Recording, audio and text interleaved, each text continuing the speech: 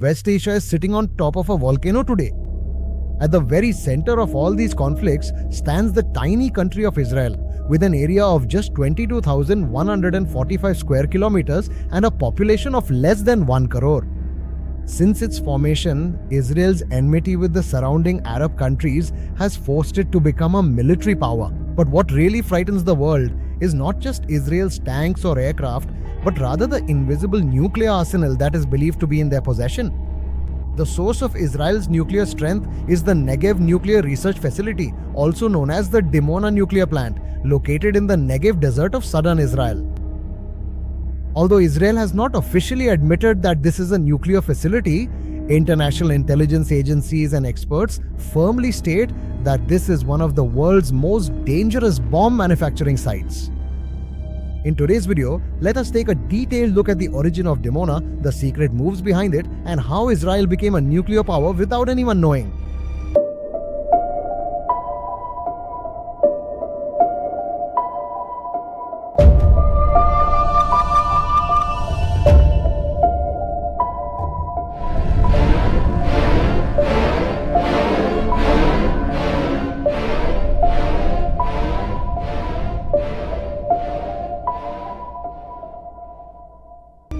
Why did Israel dream of becoming a nuclear power? From the very moment the country was formed in 1948, Israel was engaged in a struggle for survival. The first Prime Minister, David Ben-Gurion, feared that the neighboring countries would try to wipe them off the map. In the Second Arab-Israeli War of 1956, Israel emerged victorious with the help of Britain and France. However, due to pressure from both America and the Soviet Union, they had to return the captured Sinai Peninsula.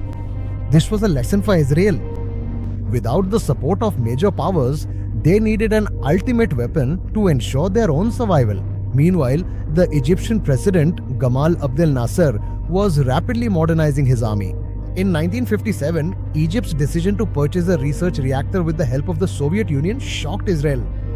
Ben-Gurion realized that if an enemy nation acquired nuclear technology, their own destruction would be certain. In September 1957, Ben-Gurion presented this issue before his cabinet. His stance was that Israel needed an insurance policy.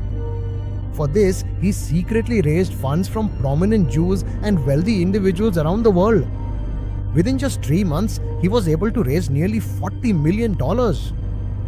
The secret agreement with France and the rise of Dimona. 1956. Even though the Suez Canal crisis had passed, the skies over Israel were still clouded. The lion's roar of Egyptian President Gamal Abdel Nasser could be heard from the south. Having to return the Sinai Peninsula became a sword hanging over Israel's very existence. Ben-Gurion knew that traditional weapons alone would never be enough to protect this small country forever. What they needed was an ultimate weapon. But from there, who would help? America turned a blind eye. Britain stood aside. While the whole world was trying to isolate Israel, unexpectedly, a door opened. That was from Paris. France too didn't have any shortage of enemies at that time. Nasser's support for the revolutionaries in Algeria had angered France. The principle of the enemy of my enemy is my friend was applied here. October 1956. A highly secret meeting took place at a private villa in a place called Sèvres, just outside Paris. It was at this meeting, attended by top leaders from Israel, France and Britain, that the Protocol of Sèvres was signed. The declared objective of this agreement was to regain control of the Suez Canal. However, behind this, there was another secret agreement known only to Israel. France would provide Israel with a nuclear reactor, the necessary technology for it, and a plan to separate plutonium. This was not an ordinary agreement. It was one of the biggest nuclear transfers in world history, one that would go on to change the fate of an entire people. Even the nuclear scientists in France did not know the full details of this. What France promised was a research reactor known as EL-102, which operated using a large amount of water. From the outside, it might have seemed to be for scientific purposes, but in reality, it had the capacity to produce 10 to 15 kilograms of plutonium every year. That is exactly the amount needed to make a nuclear bomb. But for Israeli scientists, especially people like Dr. Elad David Bergman, this was not enough. What they wanted was to make the plant bigger, more plutonium, more bows. Through secret discussions, they convinced the French to increase the reactor's capacity from 24 megawatts to 40 megawatts.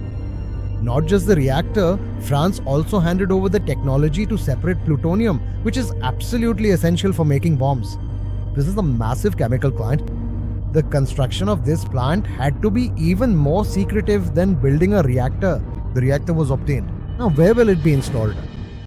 Setting it up in Israel's densely populated coastal areas would be suicidal. Just one bomb from the enemies would be enough to devastate the entire country with nuclear radiation. What they needed was a remote, secure place where no one could reach easily. They chose an area near the small village of Dimona in the Negev Desert. Why Dimona?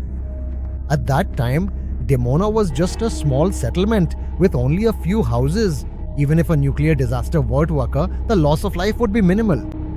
The hills and valleys of the desert would help to conceal the reactor from the eyes of the enemies. Even aerial surveillance found it difficult to spot this location. The air defense systems of the Eilat naval base in the south provided a protective shield for Dimona. Aircrafts from Egypt or Jordan could not easily penetrate this area. Since there were only a few routes through the desert, the movement of vehicles to the plant could be easily controlled and monitored. Construction began, but the world was not to know about it, especially America. The American intelligence agency, the CIA, was extremely vigilant in West Asia during that period. When the CIA started asking questions, Israel did not hesitate at all. They spread a big lie. They claimed that what was being built in Dimona was a textile mill. A textile mill in the middle of the desert. The CIA became suspicious. As the rumors grew stronger, some Hebrew newspapers reported that what was being built here was a seawater desalination plant. This lie continued for many years. Even Israeli citizens didn't know the truth. Those living near Dimona thought that a big factory was coming up, which would provide them with jobs. Bringing reactor parts from France was something that could put even a thriller movie to shame. The reactor vessel, fabrication materials, uranium, and such items all had to be handled with utmost caution. It was Mossad that coordinated all these operations. They forged documents for the ships that carried the reactor parts. To corroborate the news circulating in the Western world and the Arab region, these were brought to Israel's Haifa port under the guise of machines meant for desalinating seawater. After unloading from the ship, transporting these massive parts to the Negev Desert was yet another challenge. The Soviet Union, which had close ties with Egypt, tried to use their intelligence agencies, but their secret investigation was thwarted. Avoiding travel during the day, large trucks moved through the deserted paths of the desert at night under military escort. Every journey was a big test. Even a small accident was enough for the secret to be revealed to the world.